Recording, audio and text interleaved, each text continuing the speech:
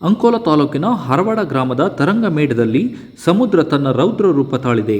ಭಾರೀ ಗಾಳಿ ಮಳೆಯ ನಡುವೆ ರಕ್ಕಸ ಅಲೆಗಳು ಮನೆಗಳ ಅಂಗಳದವರೆಗೂ ಅಪ್ಪಳಿಸುತ್ತಿದ್ದು, ಕಡಲ ಕೊರೆತದಿಂದ ನೂರಾರು ಜನರು ಜೀವ ಭಯದಲ್ಲಿ ದಿನ ಕಳೆಯುವಂತಾಗಿದೆ.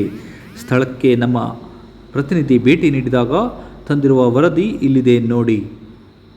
ಹಾರವಾಡದ ಸಮುದ್ರ ತೀರದಲ್ಲಿ ಸಮುದ್ರದ ಆರ್ಭಟ ದಿನದಿಂದ ದಿನಕ್ಕೆ ಹೆಚ್ಚುತ್ತಿದೆ. ದೈತ್ಯಾಕಾರದ ಅಲೆಗಳು ಭೂಭಾಗವನ್ನು ನುಂಗುತ್ತಾ ಮನೆಗಳ ಅಂಗಳದವರೆಗೂ ತಲುಪಿವೆ.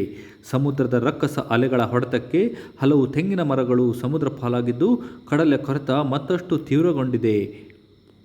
ಮನೆಗಳಿಗೆ ಅಲೆಗಳು ಅಪ್ಪಳಿಸುವ ಭೀತಿಯಿಂದ 2 ಕುಟುಂಬಗಳು ಈಗಾಗಲೇ ತಮ್ಮ ಮನೆಗಳನ್ನು ಖಾಲಿ ಮಾಡಿ ಸಂಬಂಧಿಕರ ಮನೆಗಳಲ್ಲಿ ಆಶ್ರಯ ಪಡೆದಿವೆ. ಉಳಿದ ಕುಟುಂಬಗಳು ಕೂಡ ಜೀವಭಯದಲ್ಲೇ ದಿನ ಕಳೆಯುತ್ತಿದ್ದು, ತಮ್ಮ ಮನೆಗಳು ಯಾವ ಕ್ಷಣದಲ್ಲಿ ಸಮುದ್ರದ ಒಡಲಿಗೆ ಸೇರುತ್ತವೆಯೋ ಎಂಬ ಆತಂಕದಲ್ಲಿ ಅಲ್ಲಿಯ ಜನರು ಬದುಕುತ್ತಿದ್ದಾರೆ. ಗ್ರಾಮ ಪಂಚಾಯತ್ ಅಧಿಕಾರಿಗಳು ಸ್ಥಳಕ್ಕೆ ಭೇಟಿ ನೀಡಿ ಪರಿಶೀಲನೆ ನಡೆಸಿದರೂ ಪ್ರಕೃತಿಯ ರೌದ್ರಾವತಾರದ ಮುಂದೆ ಯಾವುದೇ ಕ್ರಮ ಫಲಕಾರಿಯಾಗಲಿಲ್ಲ. ಈ ಭಾಗದಲ್ಲಿ ಶಾಶ್ವತ ತಡೆಗೋಡೆ ನಿರ್ಮಿಸುವಂತೆ ಗ್ರಾಮಸ್ಥರು ಹಲವು ವರ್ಷಗಳಿಂದ ಮನವಿ ಮಾಡುತ್ತಲೇ ಬಂದಿದ್ದಾರೆ.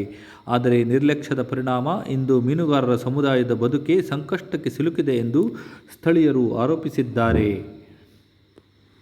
ಕಡಲನ್ನೇ ನಂಬಿ ಬದುಕು ಕಟ್ಟಿಕೊಂಡಿರುವ ಕಡಲ ಮಕ್ಕಳು ಇಂದು ಅದೇ ಸಮುದ್ರ ಅಬ್ಬರಕ್ಕೆ ಕಣ್ಣೀರಿಡುವಂತಾಗಿದೆ.